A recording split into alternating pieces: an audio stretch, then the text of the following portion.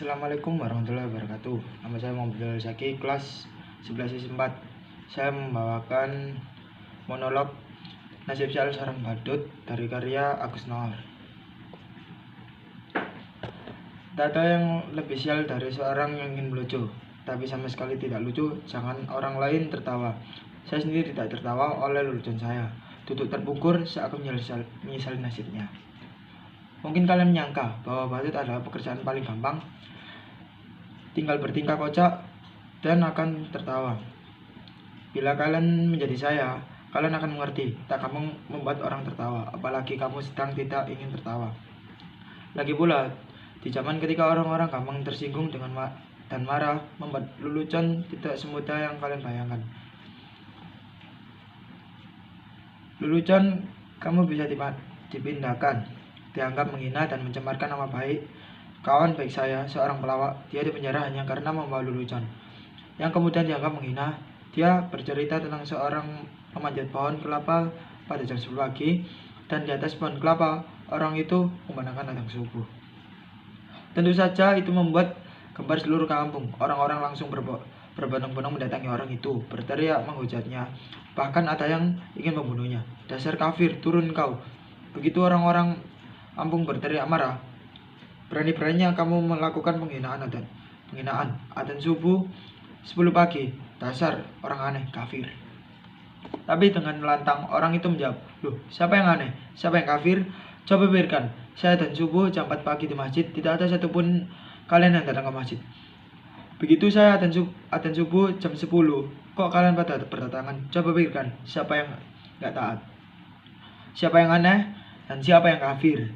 Mengebus dan geleng-geleng. Hanya karena berbeda menjadi permusuhan. Sekarang orang-orang seperti sedang bertengkar. Kalau Descartes bilang, aku berpikir maka aku ada. Orang-orang sekarang seperti bilang, aku bertengkar maka aku ada. Pertengkaran menjadi komodit, diperjualbelikan, bahkan sangat diberi pembenaran atas nama keyakinan. Ayat-ayat digunakan untuk kepentingan kekuasaan, maka sekarang ini sudah membuat orang-orang tertawa. Saya menjadi badut meneruskan ayah saya. Dulu ayah saya juga seorang badut. Karena bapak saya badut, saya pun jadi badut. Sekarang kan sedang ngetren anak meneruskan orang tuanya. Kalau bapak presiden, ya anaknya ingin jadi presiden. Enggak, ding, anaknya nyalon jadi gubernur. Bahkan ada yang nyalon jadi wali kota. Sudah, jangan ngomong ngelantur. Nanti saya malah dirangkap. Dulu, kata bapak saya, jadi badut itu lumayan enak, penghasilan lumayan. Bapak sering diundang karena orang-orang butuh hiburan. Badut dan pelawak dianggap masih lucu. Lah kalau sekarang, pelawak saja kalau lucu kok sama politikus terdiam sesak. Mungkin membangun suasana, badut itu mendadak terhanyak menatap ke suatu arah. Seakan ada yang mendadak muncul. Badut itu merapikan diri, agak gugup. Aduh, aku gak menyangka kamu akan datang. Silakan, maaf berantakan. Duduklah, mau minum apa? Atau mau makan? Kamu gak haus? Gak lapar? Syukurlah, kebetulan aku tak punya apa-apa. Tapi bisa pesan GoFood kok. Tapi kamu yang bayar ya, lalu bicara ke penonton. Yang datang pacar saya. Loh, jangan tersenyum begitu. Badut kayak saya juga manusia, bisa feeling in love dan punya pacar. Lihat, cantik gak pacar saya? Namun Raisa lengkapnya Raisa bayar. Lalu kembali mendekati arah. Terima kasih kamu sudah menemui saya. Saya kira abang sudah melupakan saya. Terima kasih kalau abang terus ingat saya. Abang pasti kangen. Ya, saya juga, rindu itu berat. Kamu gak akan kuat, biar aku saja. Berkaya malu-malu, duduk di kursi panjang itu. Seakan pacar ada di sampingnya. Dan sambil bicara, ia pelan-pelan bergeser mengganti pacar itu. Akira, kamu sudah enggak mau sama saya. Katanya kamu punya pacar baru. Lebih tampan, lebih kaya. Tapi percayalah, apapun yang terjadi aku tetap cinta kamu. Sumpah, I love you, I miss you. Boleh aku peluk kamu, boleh aku cium kamu. Dengan gaya malu, ia terus mendekati pacarnya, hingga tanpa sadar ia pun ada di ujung kursi panjang itu. Dan akhirnya terjatuh tergelimpar di kursi. Ia menjadi tersadar, celingukan melihat sekeliling.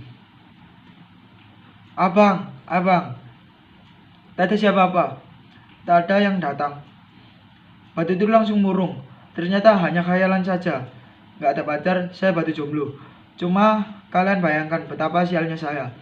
Sudah jadi batut, jomblo pula. Nasib saya benar-benar ambyar. Percayalah, jadi batut itu berat. Kamu nggak akan kuat, biar aku saja. Musik membangun suasana antara romantis dan sedih. Batut itu mendatangi wajah di cermin, kemudian menangis terisak. Kadang antara isak tangisnya, ia terkekeh pedih sembari menahan isak tangis pelan-pelan. Batut itu memanggil pakaian atau secara termik. Ia membuka pakaian dan di dalamnya sudah memakai pakaian yang lebih rapi. Kini batut itu sudah memakai pakaian yang lebih necis.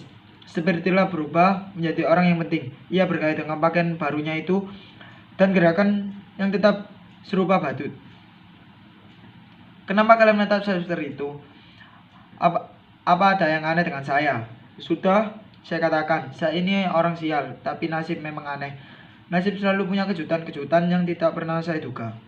Kalian lihat penampilan saya, begitu keren dan berlende. Kali ini saya berpakaian bagus, tetapi sebenarnya saya tetaplah seorang badut. Saya sama sekali tak pernah memimpikan ini. Tapi barangkali inilah takdir saya. Suatu hari saya diminta untuk mengisi hiburan pada kampanye partai. Menurut saya penampilan saya biasa-biasa saja, sama sekali tak lucu. Tapi entah kenapa, semua yang hadir tertawa terpingkal-pingkal. Saya hanya menjadi kajari seperti ini, tapi semua orang tertawa. Saya hanya menggoyang-goyangkan bokong saya. Semuanya tertawa. Bahkan ketika saya hanya berdiri diam, semua makin tertawa terbahak-bahak. Mereka terhibur dengan penampilan saya yang begitu bodoh dan tolol. Sungguh saya tak pernah merasa setolol itu.